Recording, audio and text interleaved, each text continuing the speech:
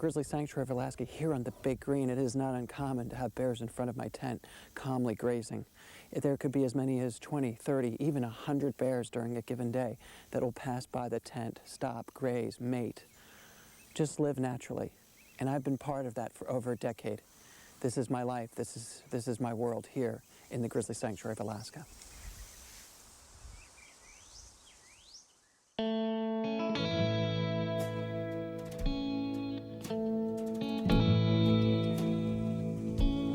Hi, Timothy.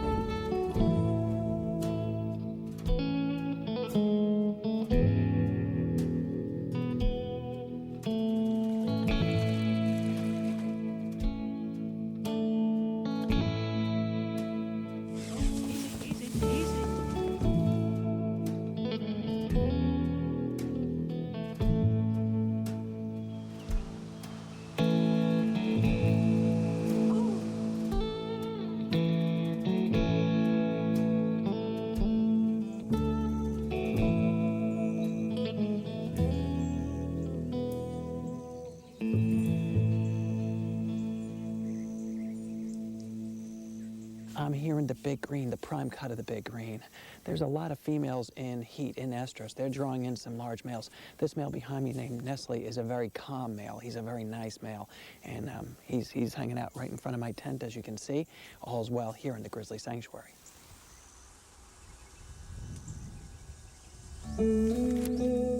As I surveyed the Big Green, I couldn't believe my eyes. The nearby field was packed with 1,000-pound grizzlies. 18 bears in plain view of my tent, the most dangerous camping in the history of my expeditions. Does not faze me. I need to be right in with the action. I call this the Big Green not only for its vast sedge pastures, but also for the size of the inhabitants that take over each June. Most really large grizzlies have been forced to become nocturnal because of trophy hunting and illegal poaching. The sanctuary is one of the last few places on Earth where these huge bears can be active during the day and live the way nature intended. This crater I'm in was dug by a bear, and it's called a daybed, even though the bear may use it at night. And this one is especially deep. And not only that, this bear had a lot of poo-poo. He took 13 separate dumps all around the bed, and one almost got on his pillow. Sloppy bear.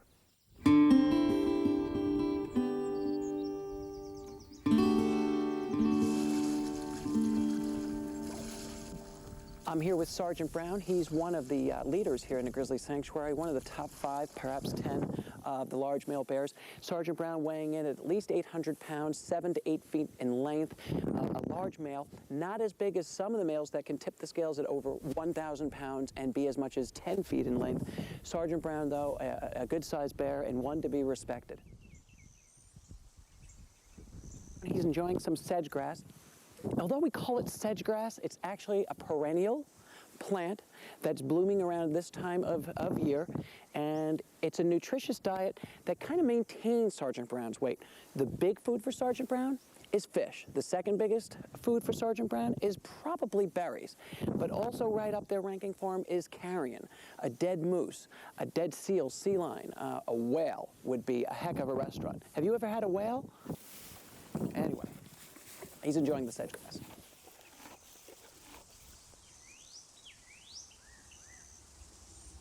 Bears of the Grizzly Sanctuary and other areas adhere to a social hierarchy. Size usually determines rank, but other factors such as levels of aggression play a distinct role. Generally, large adult males are at the top, mothers with cubs second, larger male adolescents third, and female adolescents and cubs are at the bottom. Usually, the pecking order is clear, and the top of the ladder is occupied by one alpha male.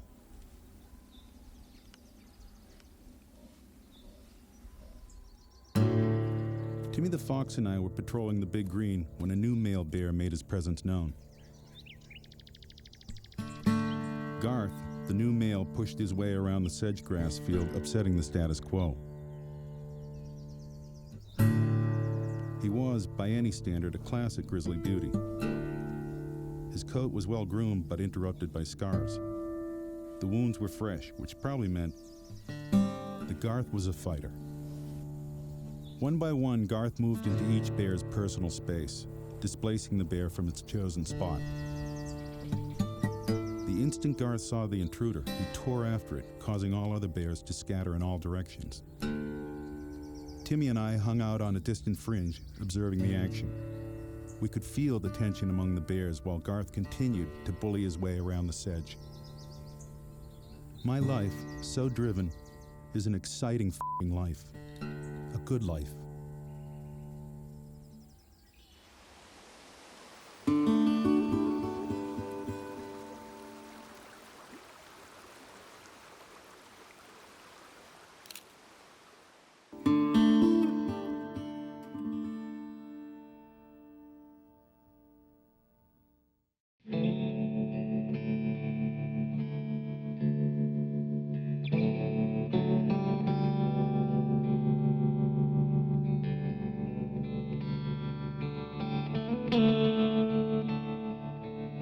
Photographically, I'd realized what set me apart from everybody else.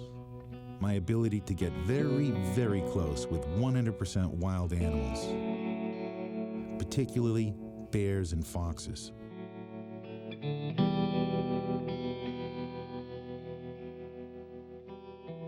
The going trend in animal photography was two extremes. Number one, animals in their natural habitat, where the animal isn't so close but emphasizes a beautiful land they live in. Number two, close-ups of game farm animals. I would never photograph a game farm animal. I also didn't want to show off too much habitat, could give away locations. So, getting tight and up close with the individual animals was my niche. Showing what the animals were doing, almost seeing, getting testimony of the secret world of animals.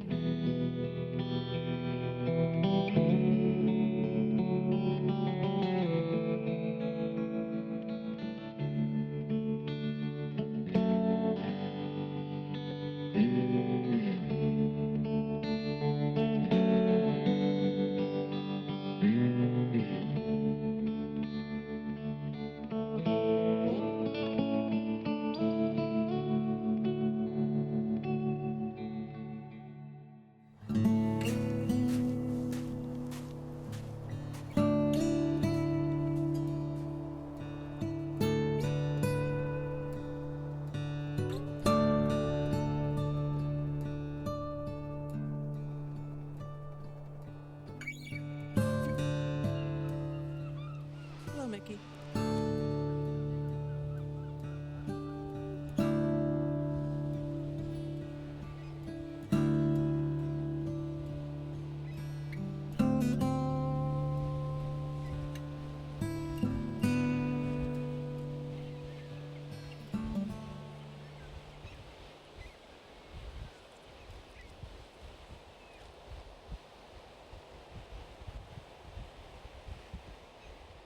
Now it's late June, and it's before the fish run and before the berries become ripe.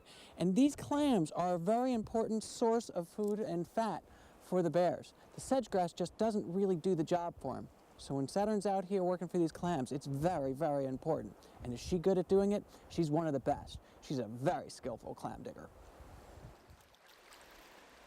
As I watch the bears at work, I'm impressed by the dexterity of their paws and connecting claws. Bears walk flat-footed and are somewhat pigeon-toed. This gives them the cute but clumsy appearance which is dangerously misleading. Bears are fast and agile.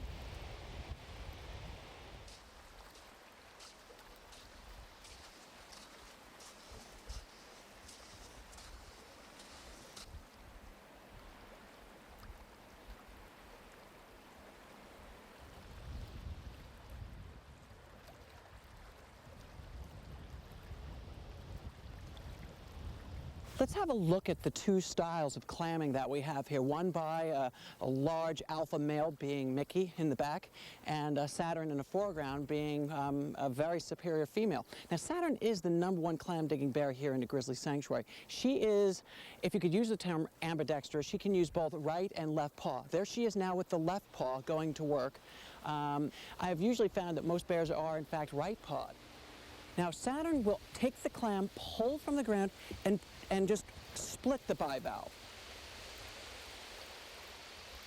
Whereas Mickey pulls the clam out and does what's called the magic wand. He's just going to put his paw over the top of the shell, rub it, and voila, the shell will open up. Mickey is very, very, very adept at opening clams with this magic wand method. Okay, what I'm attempting to demonstrate here is on my left is the clam that was dug by Saturn bear, and on my right, the one done with the magic wand by Mickey. And if we notice there, the one on the left has a little bit better form as opposed to the very crushed one done by Mickey's magic wand.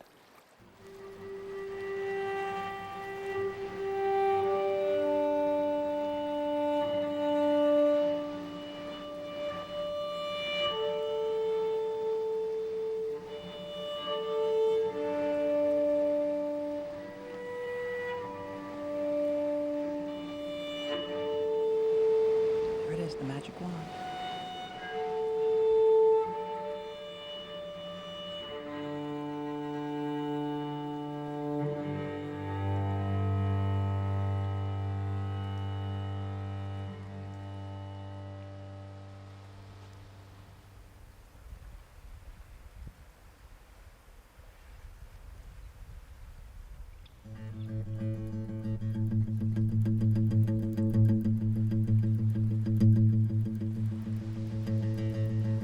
Timmy the fox joined the party, nibbling at unfinished bits that the bears had left behind, and even digging his own clam holes. Timmy was the first and only fox I ever saw digging his own clams.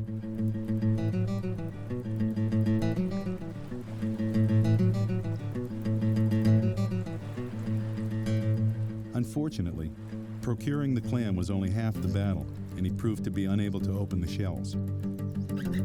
Eventually, he seemed to solve the problem by relaying the clam to his den, where I presume he got assistance from his family.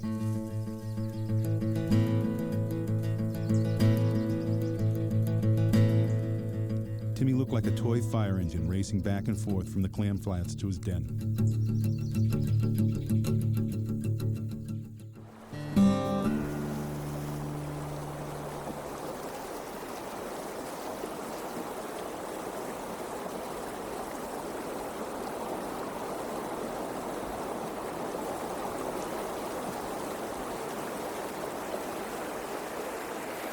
Well, these are some of my favorite days out here in the wilderness when I can just relax and enjoy my friends. Here I'm with Tabitha, Winter and Storm, and Cracker the bear. And they're all involved with a small fish run and executing it quite well, showing off their great skills of fishing and eating, of course.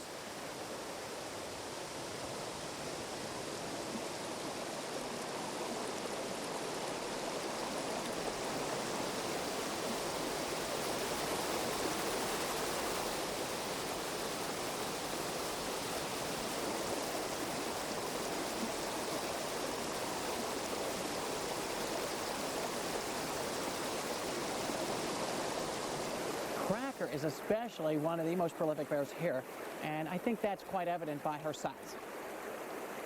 Now, the female bears can grow from about 400 to 700 pounds. I think Cracker's pushing the 700-pound envelope. If we were able to put her on a scale, boom, probably the butt alone would weigh 700 pounds. But there it is now. There's the keister. She's way up there. Now, she's not particularly long. She's about 6 feet long, all stretched out, maybe 7. Tabitha about the same. Tabitha doesn't weigh quite as much as Cracker. I would say Tabitha's in around 500-ish pounds.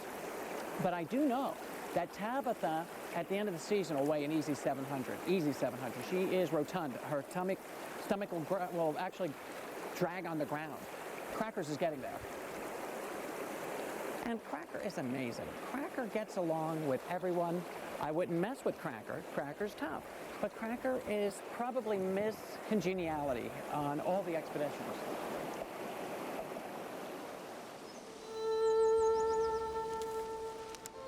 I decided to head up the mountain overlook to the waterfall area. Along the trail just above the waterfall, I almost stumbled onto the mother with triplets. It's the human hiker's mortal sin, bumping into a stressed mother bear on an overgrown trail. But I'm not just any hiker, and I'm not all that human in the maze. Do you need to get through? What could this strange animal be, they must be thinking. Let me move out of the way for you, okay? Come on down. Hi. Come on down, Mama. Come on down, Mama.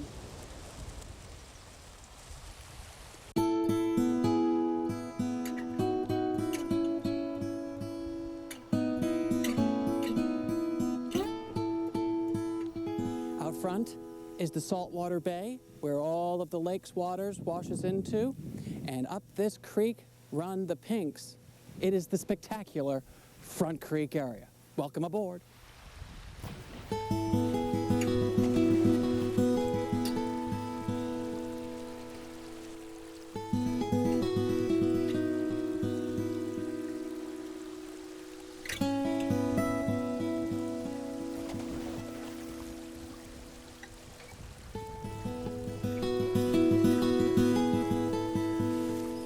In the Front Creek, fishing is done by the expert adult bears, and most of them are females.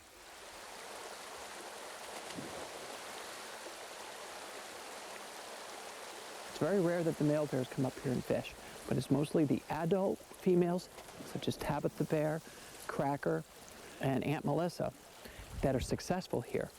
Subadult bears and cubs rarely can catch a fish in this Front Creek.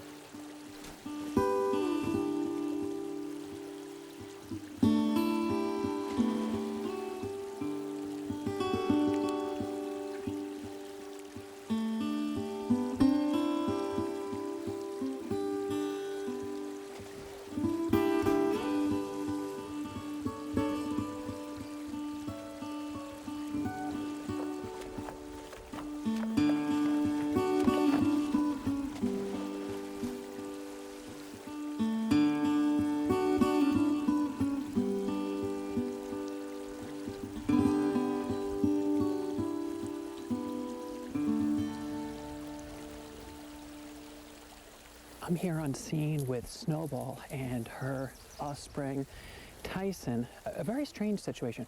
Most mother bears may not hand over the fish or paw over the fish to their offspring, but they do at least allow some of the fish to be taken by the cub.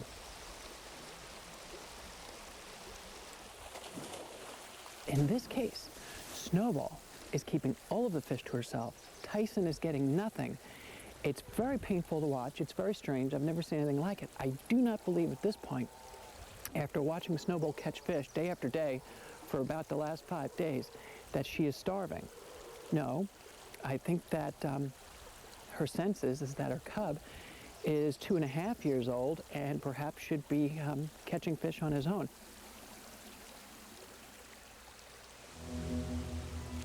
This was the true way of the hungry mother grizzly bear. They do not share food with the cubs necessarily. Tabitha had at least one fish, and she was squabbling with her babies over it. The babies went after scraps, crying, growling, begging. Tabitha hoarded most of the meal.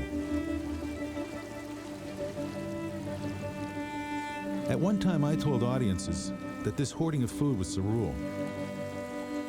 No, it depended upon the bear. Venus was starved, yet specifically shared her fish.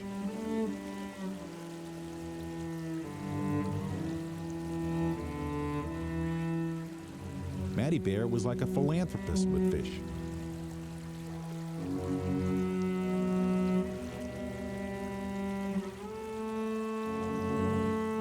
Robin Bear shared, Toby totally buffed out Squiggle. Wendy was half and half with Treat and Downy. Eve didn't seem to notice that she even had a cub, let alone triplets. Tabitha was a tough mother bear. She was teaching her baby self-reliance. Winter and Storm managed to rip pieces from Tabitha's clenched fangs. They would learn to be tough grizzlies.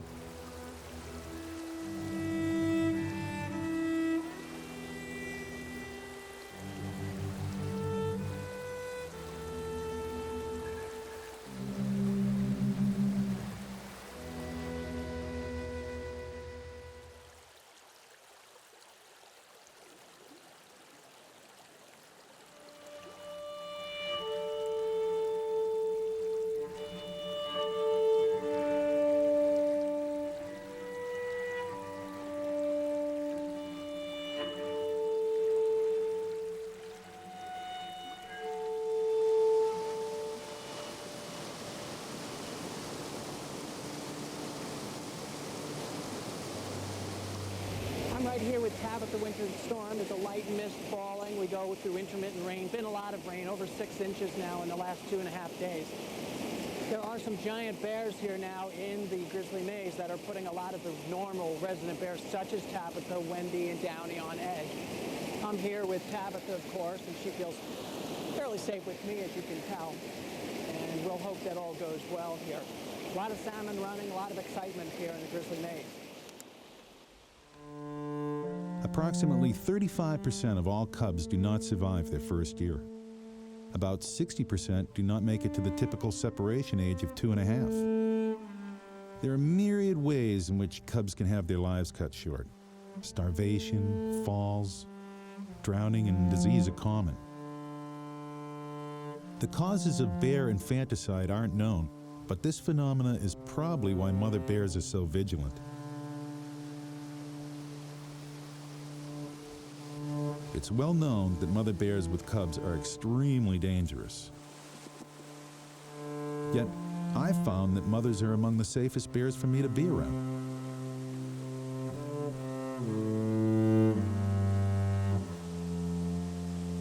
Tabitha decided to work from the hillside on the feeder creek. She led her cubs to the side creek, grabbed a fresh fish or a large hunk of carcass, and speared it back to their hillside hideout.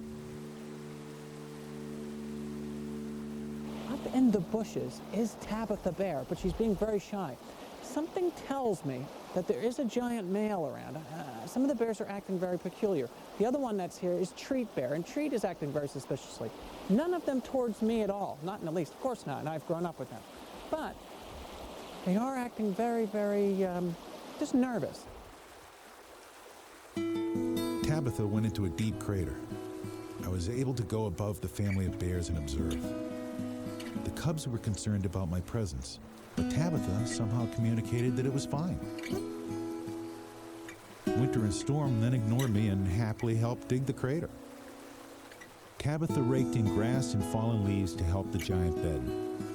The cubs helped with the raking duties, which was both cute and hysterical.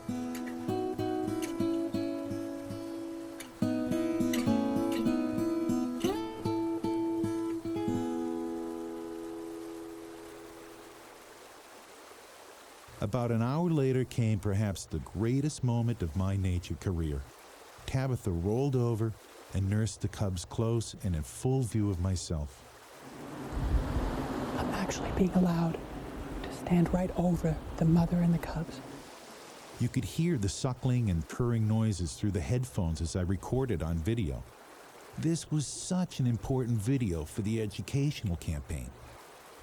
This is the accumulation of a dream for me. If the expedition was to end, if my life was to end, to be allowed, to be permitted with a mother bear with her 2 little spring cubs, a mother bear who so vigilantly protects them that not a single other form of life can get anywhere near these cubs. And yet here I am, trusted with them, standing just feet away, watching them as they sleep. I'm just too excited. I recorded it but was emotionally blown away. As the babies nursed, Tabitha gently held and touched the cubs with her claws. The black flies were everywhere around me and the camera. I ignored them. Tabitha was everything. I was so thankful, so very thankful.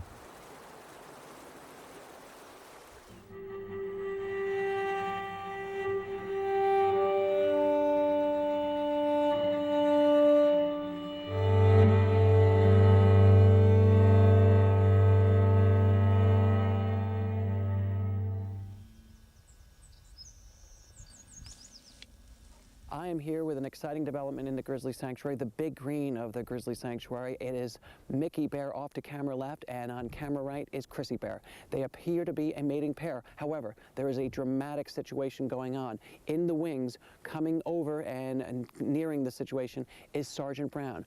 Mickey and Sergeant Brown have been rivals for years, having violent fights. Will they fight for the right to court? Little Chrissy Bear? Only time will tell, and I will be on scene to report.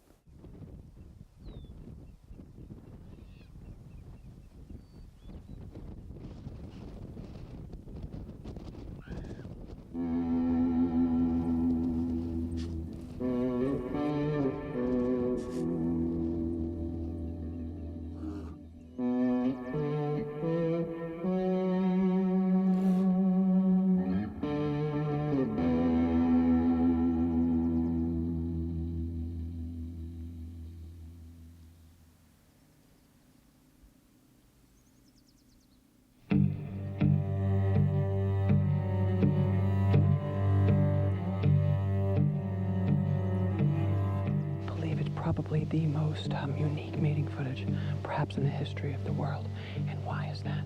Because Bear trusts me and loves me, and Mickey has grown up with me enough so that they would actually have their sex, their mating ritual, in front of me. It is a magnificent day for me. It is a great honor to be here, and I'm very thankful for them.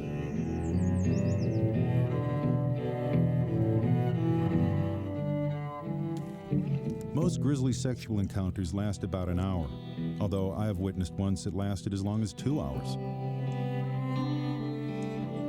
Today, Mickey and Chrissy were done in 73 minutes. They seemed so blissful.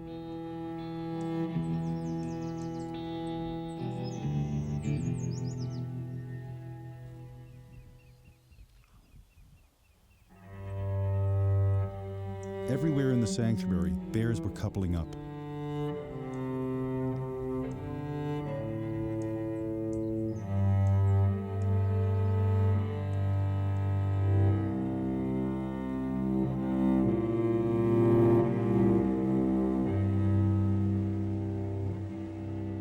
Phoebe, Chrissy Bear's usual partner, and another bear greeted me on my way out to the clam flats. The small bear, Cashew, first wanted to check me out, then play. How you doing? Don't be a big wiener. Put those eyes back in your head. I remained cool, slightly back, Hi. not losing ground or face. Hi. Ding. Hi. Go back to your friend. Go back to your friend. I wondered what another non-bear savvy person would have done. It's okay. If they had had bear mace, Cashew undoubtedly would have been sprayed. You're awfully close. Hi. Oh, hi there. But Cashew and BB just moved on. Case dismissed. It's okay.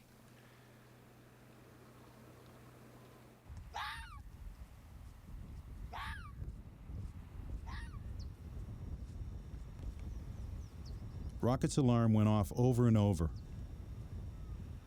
My pack needs me. There's a bear over at the den messing around with Rocket's den, and I gotta get over there, like, right now and help.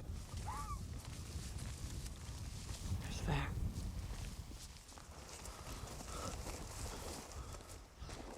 Rocket's here to greet me. There goes the bear. Come on, let's go up and see. Come on. Come on, honey. Come on. See how your babies are. I'm protecting them. I'm protecting them. I'm chasing them away. It's a pretty big guy. It looks a little like Quincy.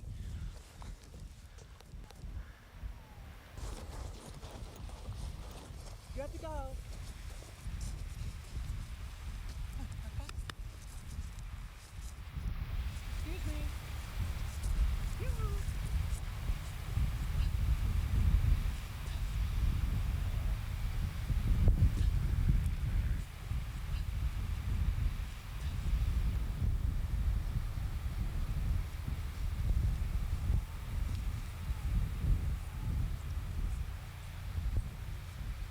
Well, as you can see, the den and the pups are fine. And there was this incident where this pretty large male came along and was rooting around their den and may have dug up this den and killed these pups. Did I get in the way of the balance of nature, natural selection, by moving the bear on? You could argue that, but I am part of the balance of nature. I am a guardian here to these pups. I've been trusted with that. I also know that this bear, the minor amount of calories he may have gotten from these pups, was not about his survival. And whether he got the pups or not or destroyed the den remained to be seen. But I took a role. I took an active role and protected the babies. And as you can see, they're safe. And I feel good about it.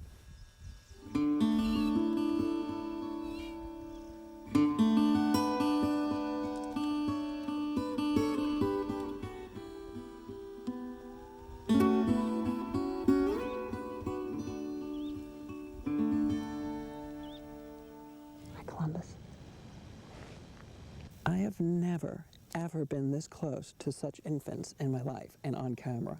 It's just this is the second generation of foxes for Rocket, and she's letting them know that I'm a very trusted companion and friend. It's really cool. Do you know you might grow up and live at least 8 years of life, maybe even 13, that you may mate for life. You'll have the boyfriend or girlfriend of your choice, and then you'll have litters every year. And the litters can usually have between 4 and, say, 9, although 5 is an average. I've heard of as many as 10. That would be a real workout, huh? When you're about 4 months of age, it's time for you to skedaddle. You'll have to find your own home, your own land, your own place to live. But maybe, if you're lucky, one of the pups gets to stay behind and raise next year's pups. That would be really great. Look at you, you're eating a whole blade of grass. You're not supposed to be doing that. You're a carnivore. You're a carnivore. You're supposed to be eating meat. You're not supposed to be eating vegetation. You're not a herbivore. You know, animals just do what they want, don't they?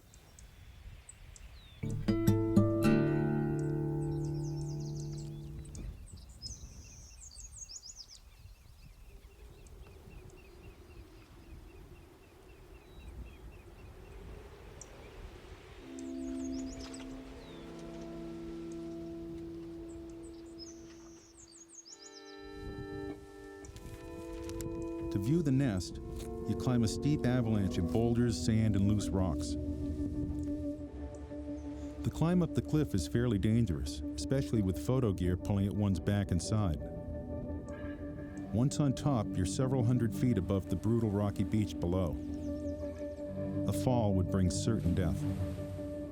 In my funky mood, I considered diving off, end my life. I so don't want to grow old. I hang on and in, promising to harness that power of not fearing death. I should die for something, someone, some cause better than my own decaying heart. I'll try not to scare you. It's an amazing sight for me, and the parents don't want me to be here, so I have to leave kind of quickly. You're very beautiful. The parent bald eagles become alarmed, soaring and swooping near the nest, then closer to me. I sing kindly to them, attempting to convey my peaceful intentions. Approaching the edge of the protruding cliff peak, I find the nest and my heart melts.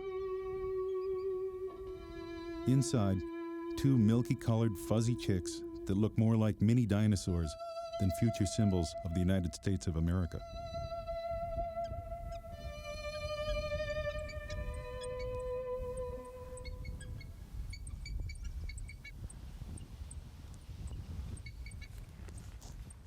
I move away, wishing the eaglets peace and a long life.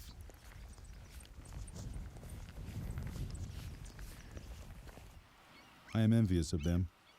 They will grow to fly, rule the sky and the heavens above. They will mate, finding a true, secure love, while I will wander in search of an answer or something I don't even want.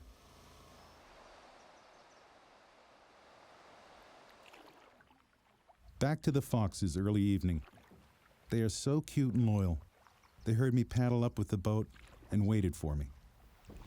Leo's waiting. I'm pulling up in the boat. Okay, this is too fucking funny. I'm coming in on my boat. Here's my boat. La, la, la, la, la, la, la. And look what's waiting for me. Why? my little babies. Are you waiting for me? My welcome party? Yay! Okay, I'm coming in.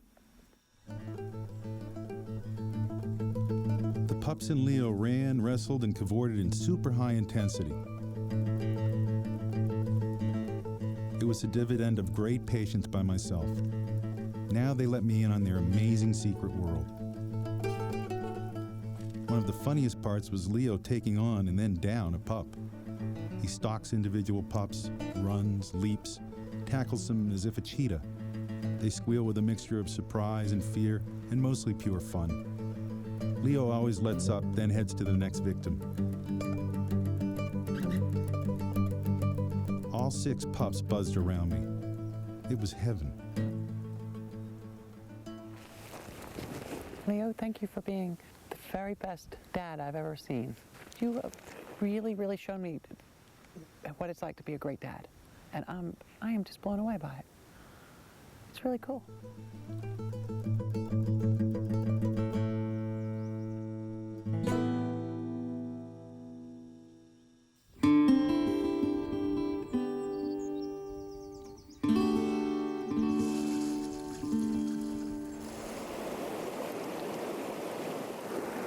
I'm here on the expedition, and I am very, very happy to announce that the mother bear with the triplets is one of my closest study bear friends, Melissa Bear.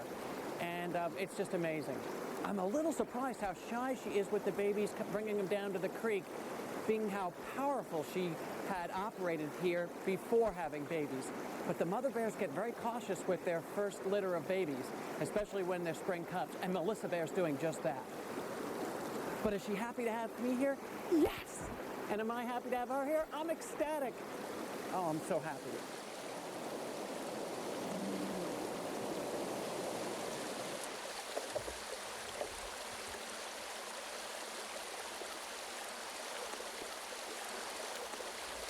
Melissa communicated with the cubs that I was okay. It was such an honor. 2 of the cubs gingerly walked over to within 3 feet and touched me. The lightest colored baby nibbled at the tripod leg. The Melissa and cub situation was divine with one exception. One of the cubs had an injured front right paw. Well, I'm extremely upset. I don't know if you noticed it, but the 3rd baby has a hurt paw. The right paw, it's not putting its weight down on it. This happens so often. It's just a tragedy, and it's so sad. I love these babies. I'm going to stay very, very calm and cool here and not stress them out at all and just kind of watch stuff. But we have a hurt baby. And when those babies are hurt like that, they usually don't survive. Oh, God.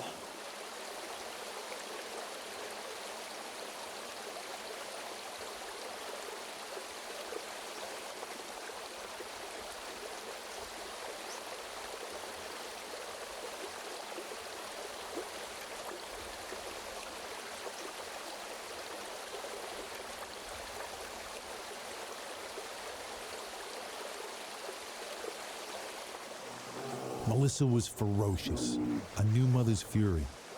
Shaggy wisely put up a fight. That, believe it or not, can be a bear's best defense strategy to escape with his life. Shaggy took off and ran down the creek toward the outlet. Melissa followed, but the bears were out of view. Oh, boy. Suddenly, Melissa was racing back up the creek right towards me. It's okay, Melissa. As she charged at me, It's okay, Melissa. I spoke my traditional Melissa greeting. It's okay, Melissa. I love you. Instantly, she recognized it and slowed down. Okay. Then she passed me, still upset, but not with me. Melissa simply needed to get back to her baby treasures.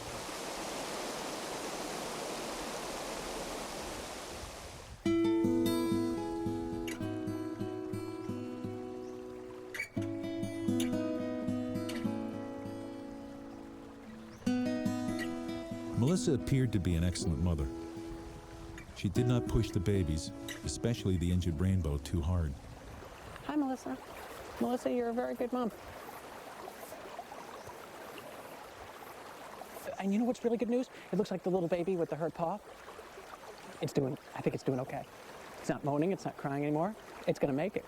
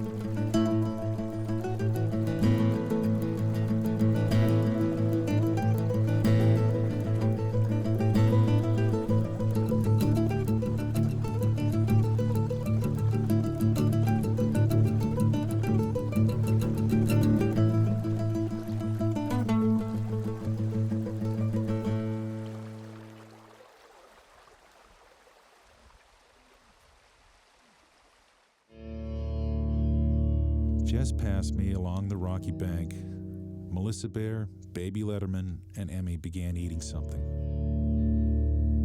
I looked closer with binoculars. It was a dead cub. It appeared that the family were eating Rainbow.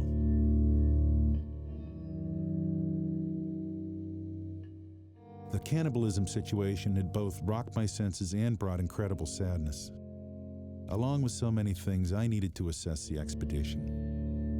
I didn't feel in the current time. I also wondered what I was to the bears. I felt like a spirit, not really alive. Just a ghost of no consequence.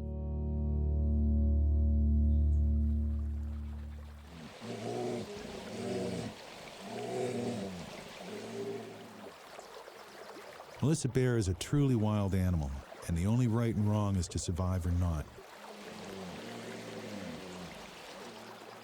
She consumed the being that she conceived, a full circle. Rainbow adored her mother. Now she was back with her again, part of her, making her strong.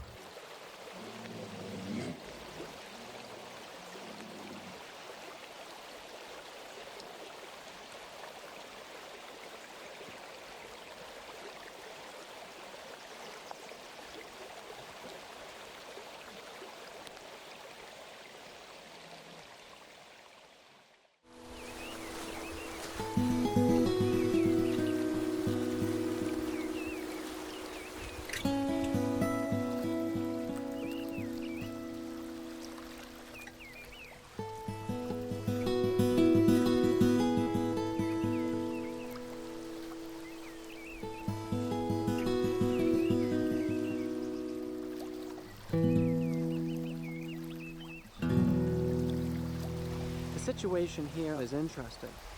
I cannot be sure, but these little tykes here in the front creek look a lot like Aunt Melissa's babies. Now they would just be yearlings, and it's rare for moms to kick their babies out as yearlings, but Aunt Melissa's a tough mom.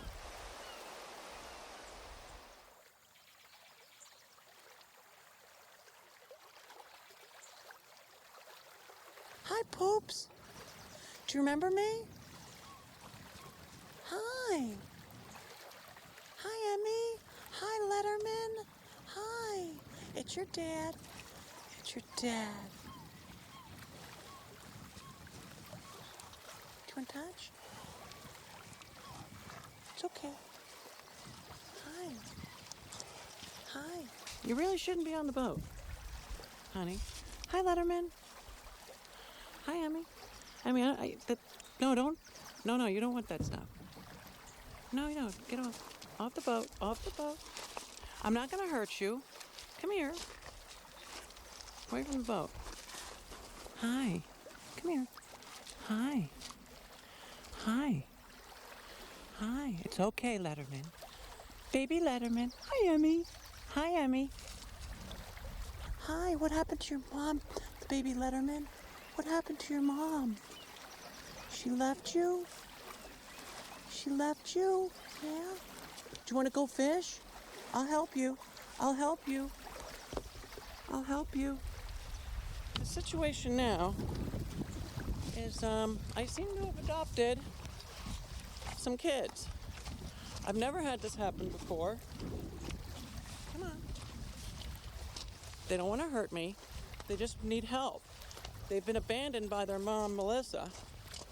And they're looking for a little bit of guidance. Come on. We'll go down to the creek. We'll see if we can find a fish. Come on. I'll try to help you fish.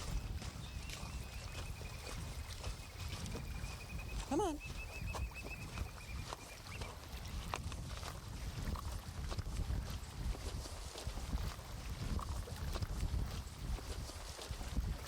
Keep eating, keep eating. I'm very, very proud of them. This is an amazing moment.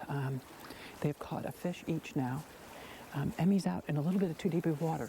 I don't know if you noticed, Baby Letterman, but you need to catch them right in here, in this more shallow part. This is an amazing struggle for survival. Their mother, Aunt Melissa, appears to have died, either by a poacher, by fighting, some sort of illness, an accident, but she's no longer with them.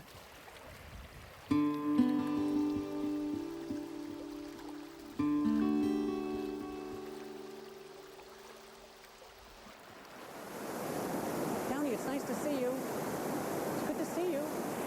The big question about Downy was whether or not she was going to have cubs this year, and we have the answer: no cubs. Downy is 6 years of age and looking extremely strong and healthy. You know, Downy, this is a time of year typically where you don't have quite as much fat on you, and you're really looking quite healthy, very healthy. Yeah, very excited.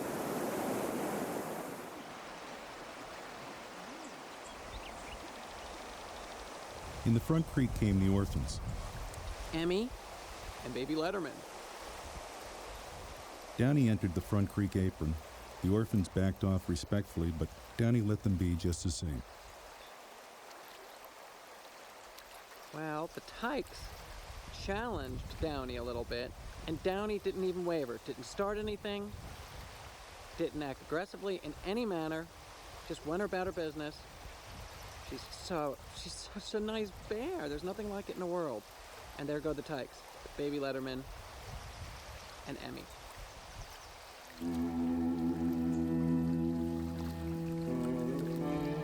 Down the creek walked Aunt Melissa. I thought or hoped that maybe, just maybe, she would take back her cubs. Not today. Probably not ever.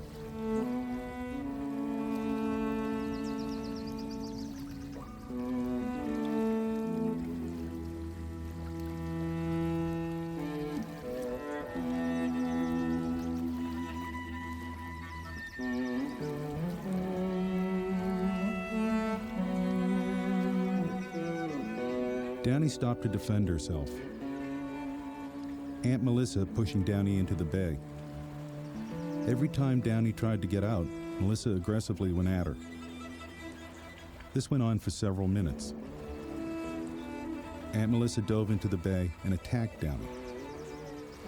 Videographically, it was exciting. Personally, it was upsetting. It appeared dangerous for Downy in overhead water, trying to hold off the 700-pound Bruin. Melissa did get out of the water. I walked in toward Aunt Melissa and asked her to leave. More interference by me into the natural world. Melissa still had the nursing memories, but of course no Emmy or Baby Letterman. My hypothesis is that Baby Letterman and Emmy had quit nursing. Melissa had returned to estrus. In came the big mating males, out went the cubs. Would the cubs be reaccepted by Aunt Melissa? Slim, but possible. Most likely, Melissa was done with the tykes. Melissa was hard-boiled.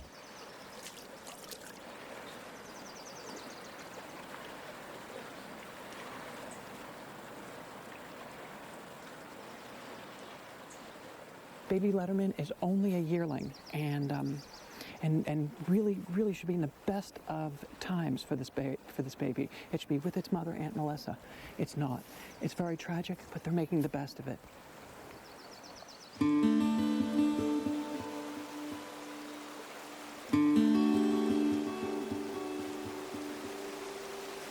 Coming up is Aunt Melissa with her babies Dixon and Lily. Coming down appears to be baby Letterman and Emmy. Come on, kids. Come on down. Hi. Hi. Hi, Emmy. Oh. Well, this for me is an epic moment. I am here. Just to camera left is baby Letterman and Emmy, the orphaned cubs. If you look further downstream on the opposite side to camera right, you'll see Aunt Melissa, who is their mother, who orphaned them last year, a year or so early. They've had to struggle for their survival, and yet they have made it on their own. Usually cubs that are abandoned here in the Grizzly Maze or Grizzly Sanctuary that are orphaned at yearlings are not going to make it. These are superior bears, and they have done quite well.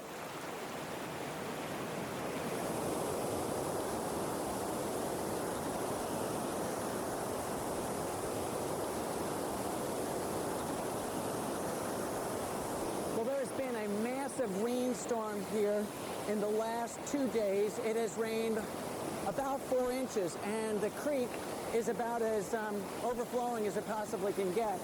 And I am here with Emmy and baby Letterman, and they're doing pretty well. They're getting fish. There's been a fish run. Looks like Emmy's got one right there. Emmy's coming up with a fish. Emmy's coming up with a fish.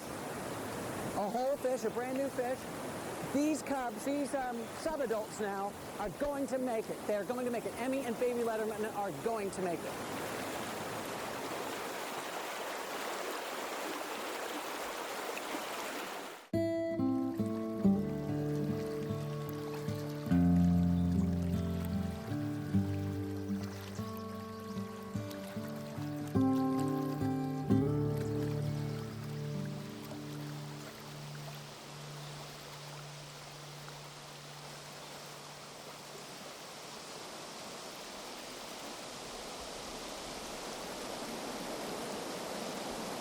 You're getting a lot of fish, aren't you? You're getting a lot of fish. You're doing very well. Yes, you are doing very well. It's a cute bear. That's a beautiful bear.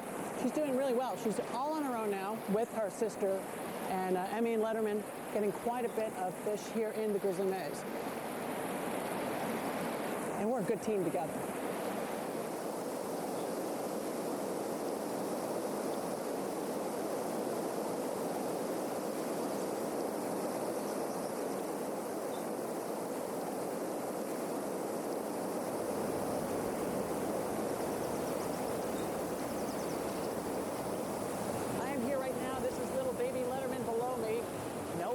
Baby. Letterman, now 3.5 years old, legally called in the bear lingo a subadult bear. A subadult bear is one that is not a cub and one that is not adult, a subadult. And she is at 3.5 years of age and doing very, very well. Letterman doing extremely well. Now becoming Grizzly Letterman.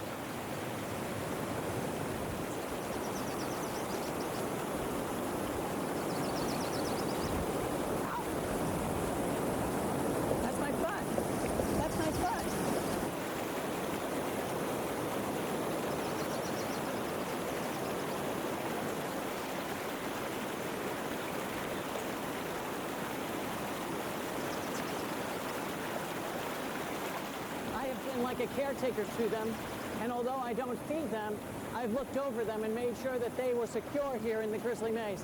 And it's beautiful to see them here on this day of feast for the bears, a day of great run by the salmon, here safe here in the Grizzly Maze.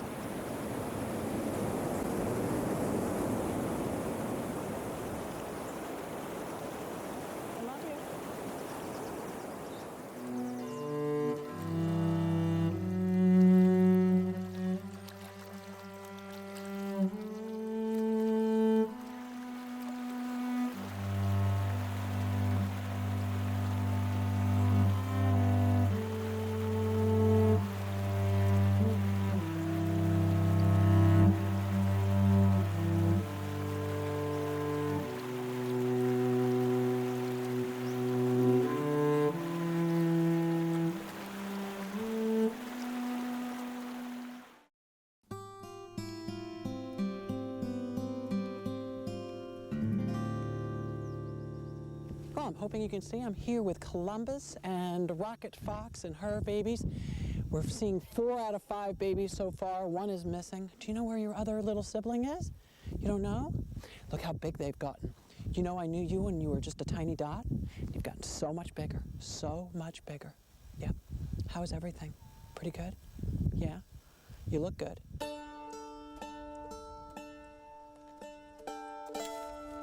An amazing thing happened today. Rocket had the pups out with her toward the beach. She then decided the pups had gone too far. Rocket picked up one of the babies and ran it to the den. The baby fox, dangling, clutched in her teeth. So precious I cried. Thank you, Rocket.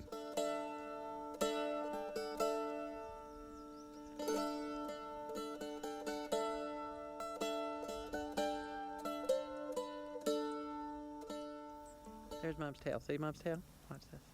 Wait, I want your mom's tail. Mom's tail fell off. Now they're playing with it.